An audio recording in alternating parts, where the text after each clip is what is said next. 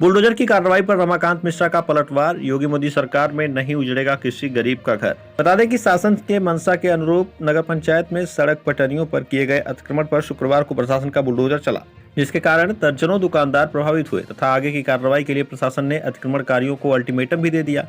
भाजपा के वरिष्ठ नेता रमाकांत मिश्रा ने कहा कि जब मुझे इस बात की सूचना मिली तो जिलाधिकारी आजमगढ़ से मैंने बात की और उन्हें मामले से अवगत कराया। भाजपा सरकार किसी भी गरीब परिवार का घर नहीं उजाड़ेगी। जिन लोगों ने जमीनों पर अवैध तरीके से अतिक्रमण किया है तथा गरीब लोगों की जमीनों पर अपना कब्जा जमाया है, उनके घरों पर जल्द ही बुलडोजर चलेगा। नगर पंचायत में काफी जमीनों पर एक व्यक्ति विशेष का कब्जा है।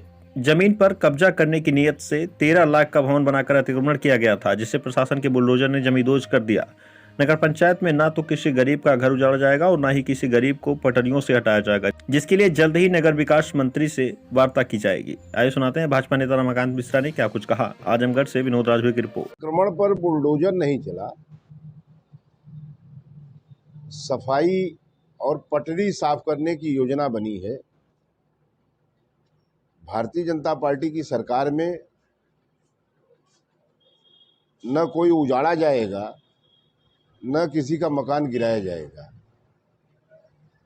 उसके पास वैध पेपर होना चाहिए। कल जो गिरा है मकान, वो मकान नगर पंचायत अतरौलिया की तरफ से वो बिल्डिंग बनी थी। यहाँ के नागरिकों का टैक्स के माध्यम से दिया हुआ पैसा यहाँ के विकास कार्य पे खर्च होता है। नगर पंचायत के अध्यक्ष ने जमीन पे कब्जा करने की नीयत से एक कमरे का बड़ा हाल वहां खड़ा किया था। कल प्रशासन के लोगों ने उसे गिराया है। मैंने आज ही जिलाधिकारी से बात की है।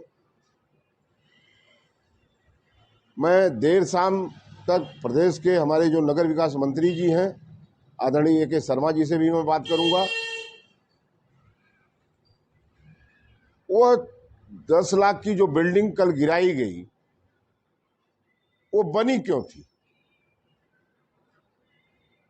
और उसकी आड़ में गरीबों को, भारतीय जनता पार्टी के मतदाताओं को उजाड़ने का जो कुचक्र समाजवादी पार्टी कर रही है। इस नगर के हमारे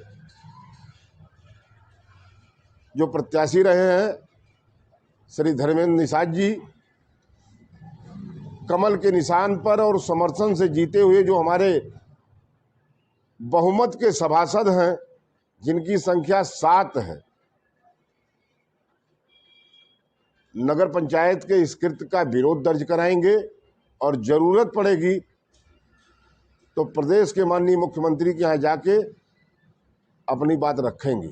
80 पट्टा यदि अवैध है तो अभी मकान गिरेगा, वहां भी बुलडोजर चलेगा।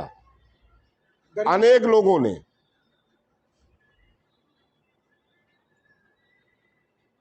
राजमार्गों पर, चक मार्गों पर कब्जा करके गरीब को आने का मार्ग बाधित किया है। हम उसको भी खुलवाने का काम करेंगे, लेकिन मोदी जी और योगी जी की सरकार में यदि किसी के पास केवल एक ही मकान है तो बिना उसे बसाए उस मकान को हम खाली भी नहीं होने देंगे। नगर पंचायत प्रत्याशी रहे श्री धर्मेंद्र निषाद जी, अभी थोड़ी देर पहले ही उप जिलाधिकारी बुढ़नपुर से दूरभाष पे बात हुई है। एक सरकारी बैठक में जा रहे हैं, उनके साथ हम लोग बैठेंगे कल। और कोई गरीब, कोई रेहड़ी पटरी वाला, कोई मजदूर, कोई शरीफ सज्जन आदमी न उजड़ेगा और जो सरकारी जमीनों पे कब्जा किए हैं न तो वह और प्रशासन की आड़ में समाजवादी पार्टी के लोग खेलना बंद करें। और मैं स्पष्ट कहना चाहता हूं कि जिनके मकान शीशे के हैं, उन्हें दूसरे के मकान पर पत्थर फेंकने का कोई अधिकार नहीं है। और यदि दूसरे गरीब के मकान पे पत्थर फेंकेंगे तो शीशे के मकान में रहने वाले व्यक्ति के ऊपर भी, उसके मकान पे भी जनता की आह और प्रशासन का बुलडोजर दोनों चलेगा। बुलडोजर सरकारी जमीन पे कब्जा, गुंडे माफियाओं की जमीन पे, जिन्होंने गुंडे माफियागिरी करके जो जमीन कब्जा किए हैं उनकी जमीन पे बुलडोजर चलता है। बुलडोजर किसी गरीब, निरीह, शरीफ, सज्जन, ईमानदार, कर्मठ व्यक्ति की जमीन पे बुलडोजर नहीं चलता है।